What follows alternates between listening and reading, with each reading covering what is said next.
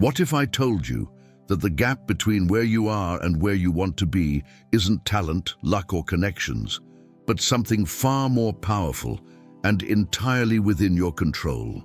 What if the very fears that keep you awake at night are actually the doorway to your greatest breakthrough? What if every setback you've experienced was simply preparing you for a comeback so powerful it would redefine everything you thought possible?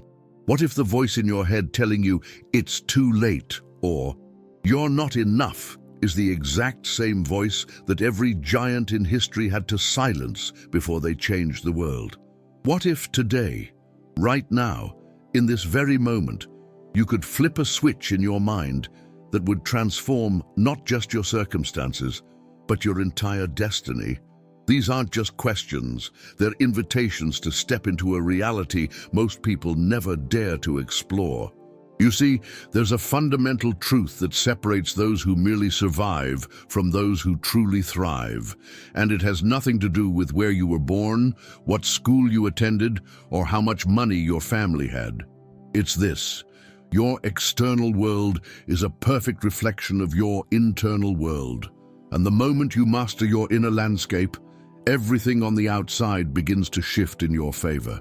Right now, as you hear these words, you're standing at a crossroads that millions of people never even realize exists. One path leads back to the familiar territory of doubt, limitation, and settling for less than you deserve. The other path leads to something extraordinary, a life where you walk by faith instead of fear, where obstacles become opportunities, and where your deepest dreams stop being fantasies and start being blueprints for your future reality. Napoleon Hill spent over 20 years studying the most successful people of his time, and he discovered something remarkable. Every single person who achieved greatness had one thing in common. They developed what he called definiteness of purpose, an unwavering clarity about what they wanted, and an unshakable belief that they would achieve it, regardless of the circumstances they faced. But here's what most people miss about Hill's teachings. Faith isn't something you're born with or without. Faith is something you build day by day, thought by thought, choice by choice. The Bible tells us in Hebrews 11:1 that faith is the substance of things hoped for, the evidence of things not seen. This isn't just beautiful poetry, it's a blueprint for transformation. When you truly understand that faith gives substance to your dreams before they manifest in reality, you begin to move differently through the world. You stop waiting for permission and start giving yourself authority. You stop asking, "What if it doesn't work?" and start declaring, "This is how it's going to be." Consider the story of David facing Goliath. Here was a young shepherd boy, armed with nothing but stones and a slingshot, facing a giant that had terrorized entire armies. But David didn't see a giant. He saw an opportunity to prove that faith in God was more powerful than any earthly force. When he declared, "This day the Lord will deliver you into my hands," he wasn't hoping or wishing, he was prophesying. He was speaking his reality into existence through unshakable faith. This is the kind of faith that built railroads across impossible terrain, that put men on the moon, that transformed slaves into presidents and immigrants into industrialists. This is the faith that says, "I will find a way or make one," and then proceeds to move mountains through persistent, purposeful action aligned with divine principles. But let me be clear about something. This isn't about positive thinking or wishful hoping. This is about developing such a deep conviction in your purpose and your potential that you begin to move with the authority of someone who knows their victory is inevitable. When John D. Rockefeller was working as a bookkeeper making pennies, he didn't just dream about wealth, he studied it, prepared for it, and positioned himself for it. He developed what we might call millionaire consciousness long before he had millionaire circumstances. The same principle applies to every area of your life. Whether you want to build a business, strengthen your marriage, overcome an addiction, or fulfill your calling, the process begins in your mind. You must first see it clearly, believe it completely, and then align every action with that unwavering vision. As it says in Proverbs 23:7, "As a man thinks in his heart, so is he." Your thoughts are not just random electrical impulses floating around in your skull. They are creative forces that shape your reality. Every great achievement in human history began as a thought in someone's mind. The device you're listening to this on, the building you're sitting in, the very language we're using to communicate, all of it started as invisible thoughts that someone believed strongly enough to bring into physical reality. Here's where it gets fascinating. Modern neuroscience has proven what Napoleon Hill discovered nearly a century ago. Your brain literally cannot distinguish between a vividly imagined experience and a real one. When you consistently visualize yourself achieving your goals with emotional intensity, your subconscious mind begins to accept that reality as fact. It then starts filtering information, recognizing opportunities, and guiding decisions in alignment with that programmed reality. This is why Olympic athletes spend hours mentally rehearsing their performances. They're not just daydreaming. They're literally rewiring their brains for peak performance. Studies show that athletes who combine mental training with physical practice improve significantly faster than those who rely on physical practice alone. The mind is training the body for success before the body ever experiences it. But here's what separates the champions from the spectators: consistency and intensity of belief. You can't casually visualize success twice a week and expect transformation. You must saturate your mind with your vision until it becomes more real to you than your current circumstances. This requires discipline, dedication, and what I call holy stubbornness, a refusal to let temporary setbacks derail your eternal purpose. Consider the example of Madame C.J. Walker, who went from being born into slavery to becoming one of the first female millionaires in America. She didn't achieve this by accepting her circumstances or waiting for society to change. She identified a problem in her community, developed a solution, and pursued it with relentless faith, despite facing racism, sexism, and poverty. When others saw obstacles, she saw opportunities. When others saw impossibility, she saw inevitability. This is the mindset that Jesus himself taught us when he said in Mark 11:24, "Whatever you ask for in prayer, believe that you have received it, and it will be yours." Notice he didn't say, "Hope you might receive it," or "Maybe you'll get it if you're lucky." He said, "Believe you have already received it." This is faith operating in the present tense, treating the invisible as visible, the future as current reality. But faith without works is dead, as James reminds us. Your belief must be backed by corresponding action. You can't sit on your couch visualizing success while your life remains unchanged. Faith compels movement, inspires effort, and sustains perseverance when the path gets difficult. When Noah was building the ark, there wasn't a cloud in the sky, but he built it anyway because his faith was stronger than his circumstances. The same principle applies to your dreams. You must begin building your ark before the flood of opportunity arrives. You must develop your skills before the spotlight finds you. You must cultivate your character before the test comes. This is what separates preparation from presumption, faith from foolishness. Walt Disney was fired from a newspaper job because his editor said he lacked imagination and had no good ideas. Can you imagine? The man who would create Mickey Mouse and build entertainment empires was told he lacked imagination. But Disney understood something profound. Other people's opinions of you are not facts about you. They're simply reflections of their own limited vision. When you truly understand your worth and your purpose, criticism becomes irrelevant and setbacks become setups for comebacks. You begin to move with what I call divine confidence. Not arrogance or pride, but a quiet assurance that comes from knowing you're aligned with your Creator's plan for your life. Listen, if you're still with me at this point, it's not by accident.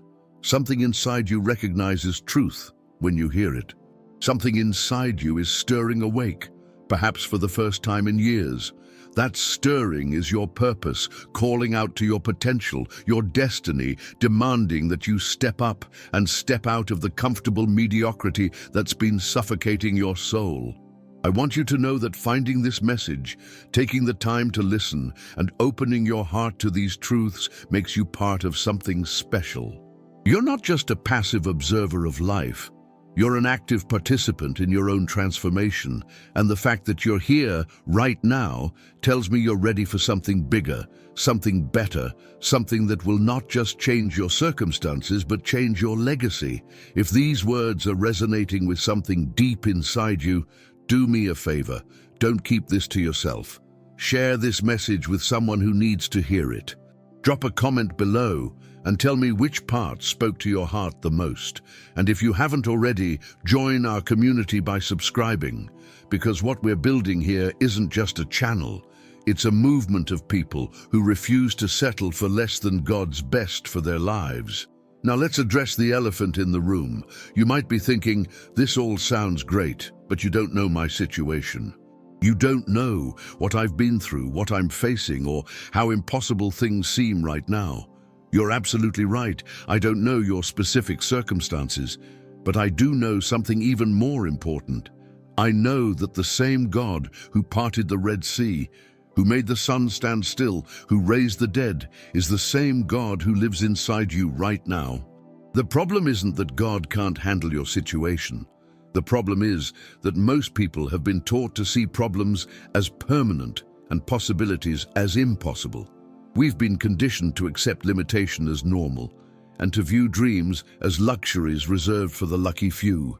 But that conditioning is nothing more than mental programming that can be rewritten, starting today, starting right now. Napoleon Hill wrote extensively about what he called the mastermind principle, the idea that when two or more minds come together in harmony toward a definite purpose, they create a third, invisible force that's more powerful than the sum of its parts. This isn't just motivational theory, it's spiritual law. Jesus himself said, "Where two or three gather in my name, there am I with them." 18. When you align your mind with God's mind, when you surrender your limited perspective for His unlimited vision, you tap into a power source that defies natural explanation.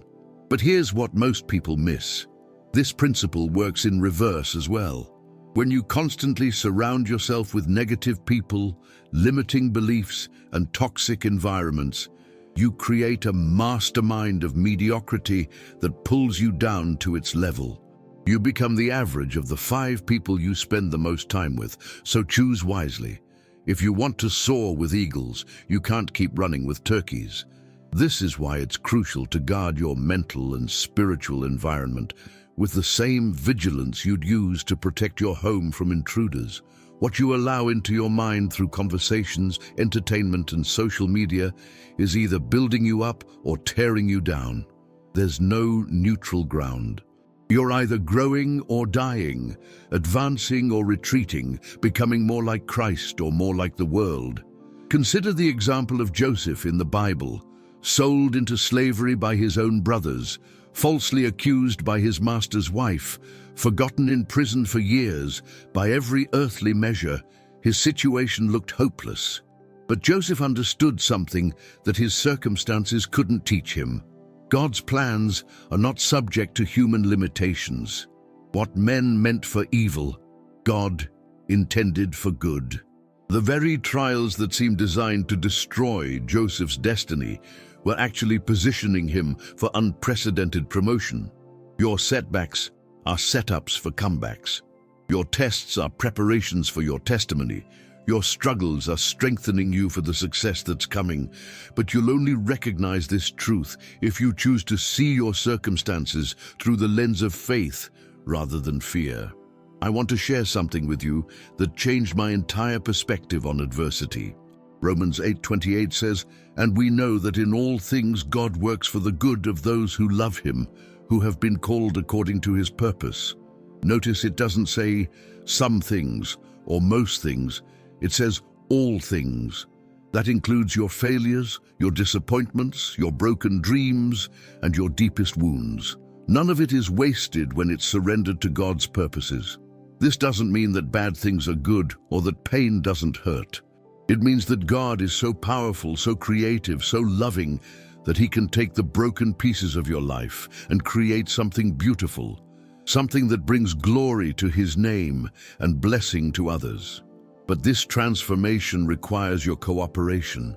You must choose to trust when you can't trace His hand, to believe when you can't see the path, to praise in the midst of the storm. The story is told of Thomas Edison's laboratory burning down in 1914, destroying millions of dollars worth of equipment and years of research. Edison was 67 years old at the time, an age when most people would have considered retirement. But when his son found him watching the flames, Edison wasn't mourning his loss. Instead, he told his son to go get his mother because she'll never see another fire like this one. The next morning, he was making plans to rebuild, saying, "All our mistakes are burned up. Thank God we can start anew." That's the mindset of a person who understands that setbacks are temporary, but comebacks are permanent when you refuse to quit. Edison could have seen that fire as the end of his career. Instead, he saw it as the beginning of his next chapter. Within 3 weeks, he was back in production. Within a few months, he had invented the phonograph that would revolutionize the music industry. Your current circumstances are not your final destination unless you choose to make them so. You have the power right now to decide whether you'll be defined by your past or designed for your future. The choice is yours, and the time is now. There's something supernatural that happens when you begin to speak your faith instead of your fears, when you start declaring your destiny instead of your difficulties. The Bible tells us that life and death are in the power of the tongue. And this isn't just ancient wisdom, it's a spiritual principle that modern science is only beginning to understand. When you consistently speak words of faith, hope, and expectation, you're not just making noise, you're releasing creative power into the atmosphere around you. Your words have the ability to shift spiritual climates, change natural circumstances, and align heavenly resources with your earthly needs. But this power comes with responsibility. You must learn to speak like you believe what you're saying, even when everything around you suggests the opposite. This is exactly what Abraham did when God promised him descendants as numerous as the stars, despite the fact that he and his wife were well beyond childbearing years. The Bible says he did not waver through unbelief regarding the promise of God, but was strengthened in his faith and gave glory to God, being fully persuaded that God had power to do what he had promised. Abraham spoke his future into existence by consistently calling himself the father of many nations, even when he was childless. You must learn to do the same. Instead of saying, "I'm broke," start saying, "God is my provider, and my needs are met according to his riches in glory." Instead of saying, "I'm sick," start saying, "By his stripes I am healed." Instead of saying, "I'm alone," start saying, "God will never leave me or forsake me." This isn't denial, it's faith declaring truth that exists in the spiritual realm and calling it into the physical realm. Napoleon Hill discovered this same principle when he studied successful people. He noticed that they all had what he called auto-suggestion, the practice of repeatedly affirming their goals and beliefs until their subconscious mind accepted them as reality. Hill understood that the subconscious mind doesn't argue with information that's consistently repeated with emotional intensity. It simply accepts it and begins working to make it true. But here's where Hill's discovery intersects with biblical truth. When you speak God's word over your situation, you're not just programming your subconscious mind.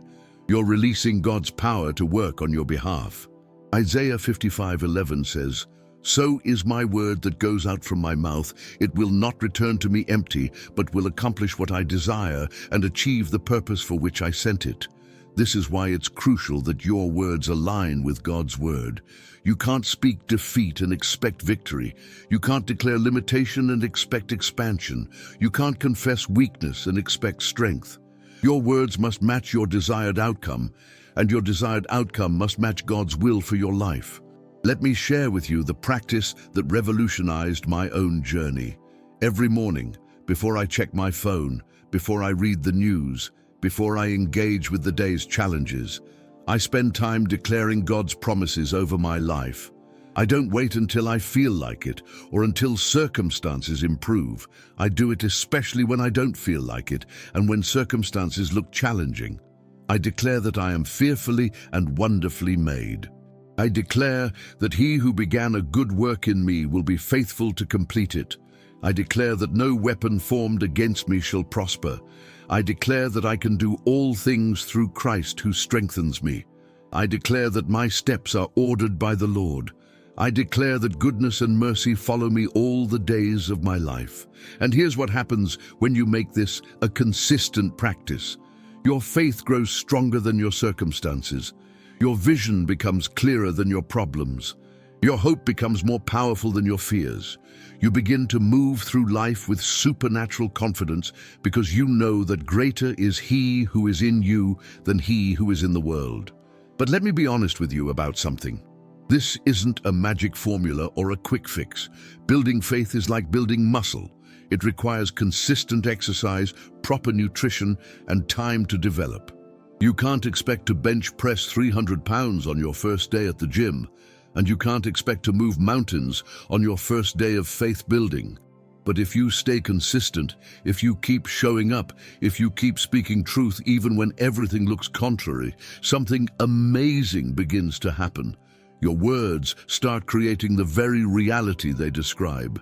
Opportunities begin appearing that you never noticed before. Resources start flowing that seemed impossible before. Relationships develop that support your vision. Solutions emerge for problems that seemed insurmountable. This isn't coincidence. This is the supernatural result of aligning your speech with God's truth. Listen. We're almost at the end of this journey together, and if you've made it this far, you're already demonstrating the kind of persistence that separates winners from quitters.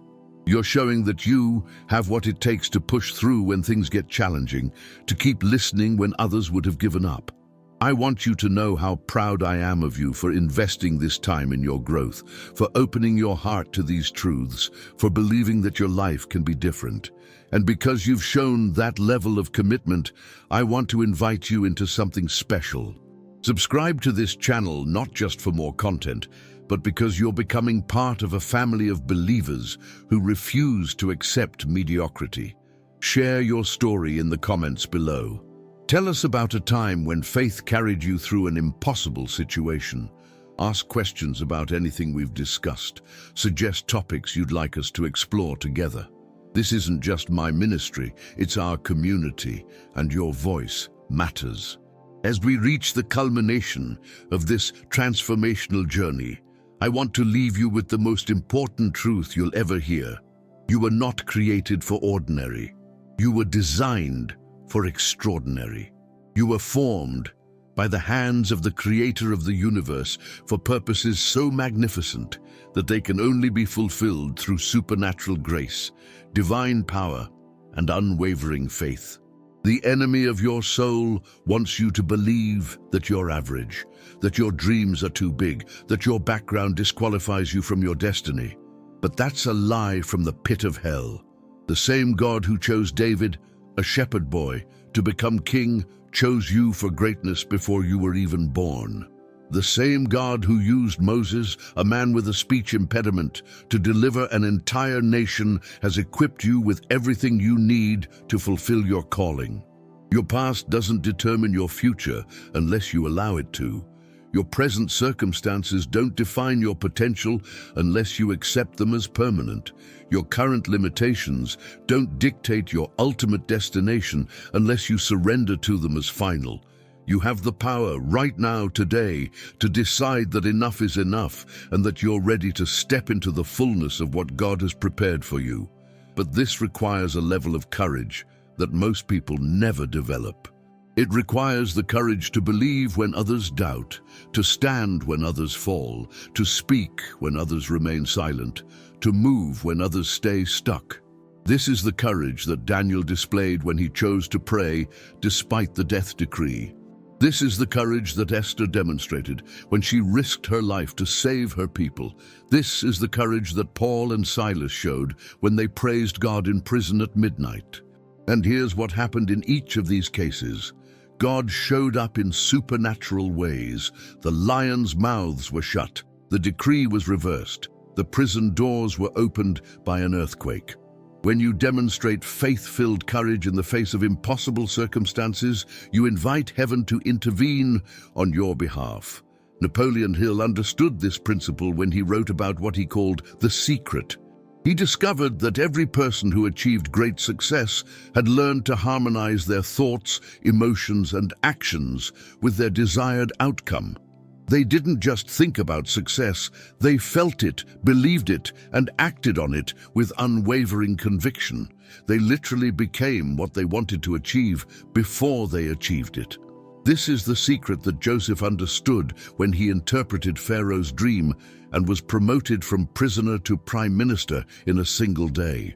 This is the secret that Gideon learned when God used him and 300 men to defeat an army of thousands. This is the secret that Mary grasped when she said, "Let it be unto me according to your word," despite the apparent impossibility of virgin birth. The secret is this: when you align your faith with God's promises, when you surrender your will to His will, when you trust His timing and His methods, even when they don't make sense to your natural mind, you position yourself for supernatural breakthrough that defies human explanation. But here's the key. This alignment requires total surrender. You can't hold back parts of your life and expect God to bless the whole. You can't serve two masters and expect either to give you their best. You can't walk in the flesh and expect spiritual results. You must choose once and for all whether you're going to live by sight or by faith, whether you're going to trust in yourself or trust in Him. This choice will determine everything. It will determine the size of your dreams, the scope of your influence, the depth of your joy, and the legacy you leave behind. When you choose faith, when you choose surrender, when you choose to believe that God's plans for you are good and not evil, to give you a future and a hope, everything changes. You begin to see obstacles as opportunities, setbacks as setups, and delays as divine appointments. You start to understand that God's timing is perfect, that His ways are higher than your ways, and that His thoughts are higher than your thoughts. You learn to trust the process even when you can't see the outcome, to praise in the storm even when you can't see the shore, to keep moving even when you can't see the path. This is the life that Jesus came to give you, life and life more abundantly. Not just existence, not just survival, not just getting by, but supernatural abundance in every area of your being. Spiritual abundance that brings peace beyond understanding. Emotional abundance that brings joy unspeakable. Mental abundance that brings clarity and wisdom. Physical abundance that brings health and vitality. Financial abundance that allows you to be a blessing to others. But this abundant life doesn't come automatically. It comes to those who dare to believe, who choose to trust, who refuse to quit when things get difficult. It comes to those who understand that their current chapter is not their final story, that their temporary situation is not their permanent location, that their present struggle is preparing them for their future strength. As I bring this message to a close, I want to speak directly to your spirit. You are not here by accident. This moment, this message, this stirring in your heart, none of it is coincidental. God has been drawing you, preparing you, positioning you for this exact moment when you would hear His voice calling you to something greater. The question is not whether God can do the impossible in your life. The question is whether you'll believe Him enough to step out of the boat and walk on water. The question is not whether He has plans for your future. The question is whether you'll trust those plans even when you can't see the blueprint. The question is not whether He loves you enough to help you. The question is whether you love Him enough to surrender everything to His lordship. Your breakthrough is not coming someday. It's available today. Your victory is not in the future. It's in this moment when you choose to believe. Your transformation doesn't require more time. It requires more faith. And that faith is available to you right now, in this very instant, if you'll simply say yes to what God is speaking to your heart.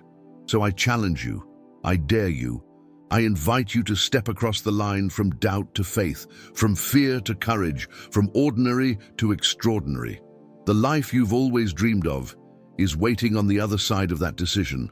The person you were created to be is ready to emerge from the ashes of who you used to be. The destiny that has been calling your name is ready to become your reality. The choice is yours. The time is now. Your supernatural life begins today.